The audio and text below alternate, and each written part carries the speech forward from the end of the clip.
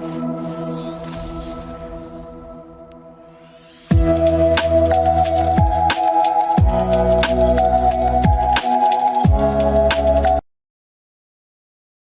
have over 2.7 million cancer cases in our country. Each year, we add 1.3 million new cases and we lose around 8.5 lakh patients. Over 70% of these cases get detected at a very late and advanced stage. Hi, this is Smita Kumar, and you're watching Medicircle. Today, on our healthcare startup series, we have Dr. Tathagato Rai Dastidar with us.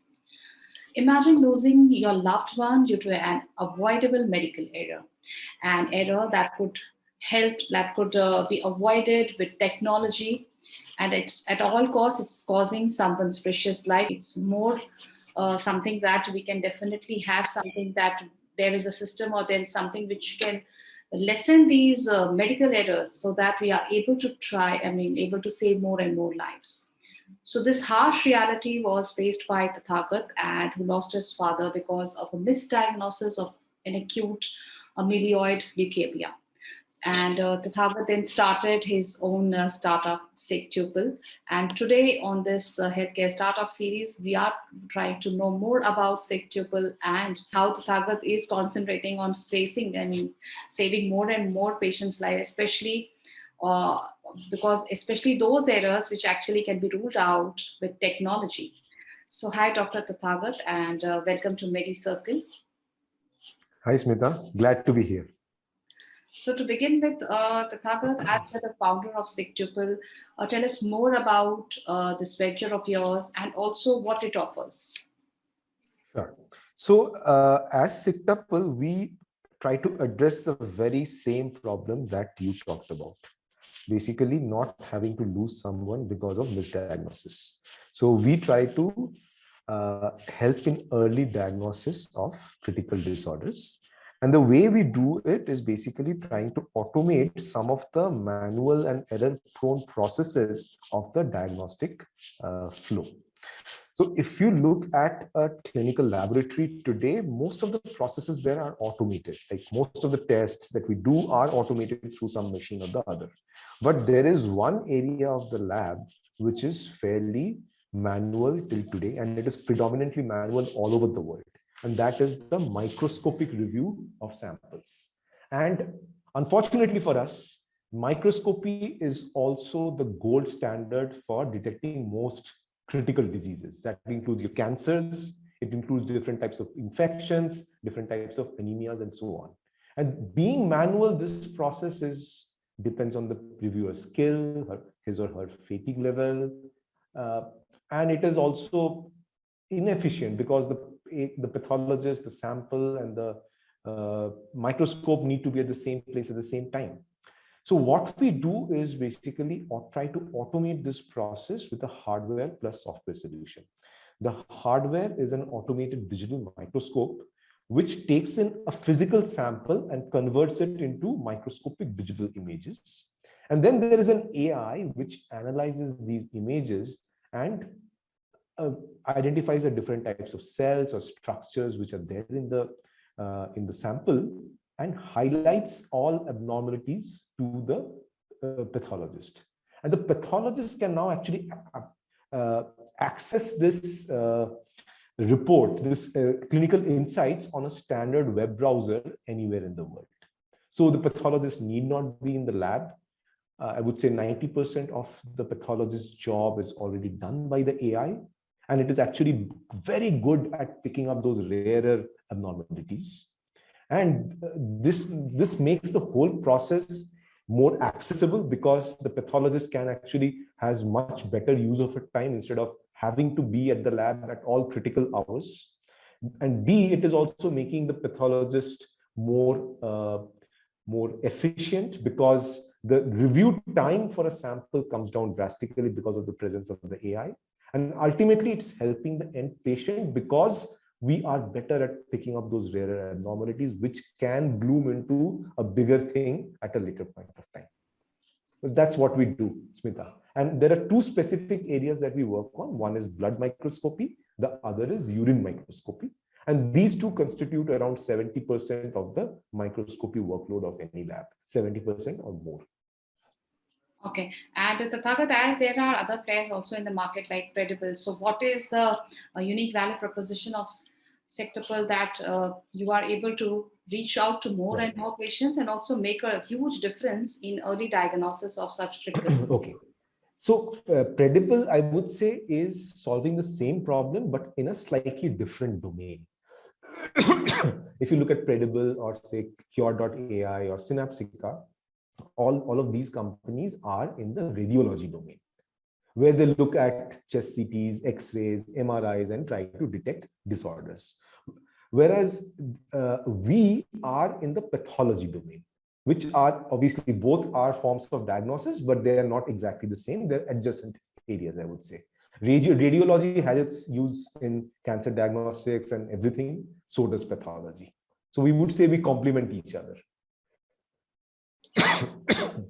And tell us more about the patient network. So how many patients' lives you have touched till now, and how Okay. is it going? So Smita, here instead of talking about just numbers, because we have around quite a few installations here in India, and many hundred patients get their blood run through our system every day. But I'd like to actually pick one specific example. So we have an installation in an Adivasi village near Gudulur, which is actually in Tamil Nadu, somewhere near Uti. That place has had a hospital, a small rural tribal hospital for the last 30 years, but they have never had a pathologist, nor did they have any facility for diagnostic facilities. So we have placed one of our devices over there, and with that we are actually treating the we are treating the local tribal population. And as you know, things like anemia and malnutrition related disorders are endemic within the tribal population in India. And we have seen that happening here also. So with our solution, the doctors sitting in Bangalore are able to diagnose the patients in Gudalur.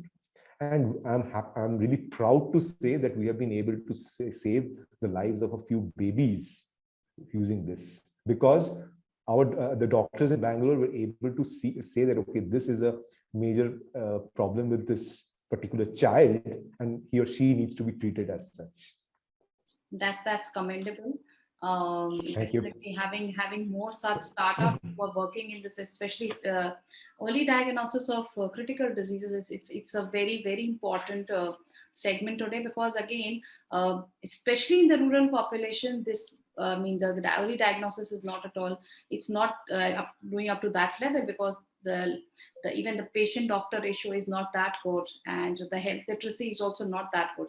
Like if you talk about the 68.84% rural population of India, sometimes they need to walk to 60 kilometers just for a doctor consultation. So Yes. there are lot of pain points, and that is one reason why we are having such interviews, especially because even at Medicircle we are trying to bridge the same gap. The motive of us, the objective of this media platform is to increase the healthcare literacy in the rural population, especially because they have access to all smartphones and other things. So definitely, why not give them this information, especially from these medical experts and doctors who are talking on these relevant healthcare topics? Because as they don't have an access, but definitely they should be having access to the video content, which is in their own mother tongue, and definitely helping them out to understand that if, okay, something is going wrong with their bodies, and either they may understand the symptoms because it's in a very easy language. So that I think definitely we need to create a huge impact with this awareness campaigns what we are doing, and definitely with startups like you, because ultimately if the diagnosis is done earlier, there is lot more chances that the patient's life can be saved. Like as I just said, Yes, completely agree. 70% of these cases they are getting detected at such an advanced stage. Definitely it becomes very difficult even for the healthcare fraternity to save the lives of those peoples. But imagine if this True. diagnosis is happening at an early stage, it could save so many lives, and that is what we are trying to do. And also startups like SigTuple are doing, and it's a commendable thing. And I definitely hope that you are able to save more and more people's lives with this particular venture of yours. One thing on funding, Tathagat. So, like your venture has received fundings from ASIL Partners, Shirate Ventures, also IDG Capital and Trifactor Capital Advisors. So, how much funds you have raised so far? So we have raised around 35 million in venture in equity and 3-4 million in debt so far. The primary use of the fund has been towards R&D, getting the regulatory clearances, and now we are using it for the business development part also. That's great. And so, what were your revenues in FY21 and FY22, and what were you planning to close at this new financial year, FY 2023? Right. So we actually started full-scale commercialization only around 6 months back. So I wouldn't talk about the revenues for FY21, but this year we are looking at upward of 2.5 million in revenue, and that will grow, by leaps and bounds after that. That's good. And any plans to scale up and especially expand in some other places in other geographies? Yes. Moving out, or presently you're based out of Bangalore. So what exactly cities or parts where you're planning to scale up?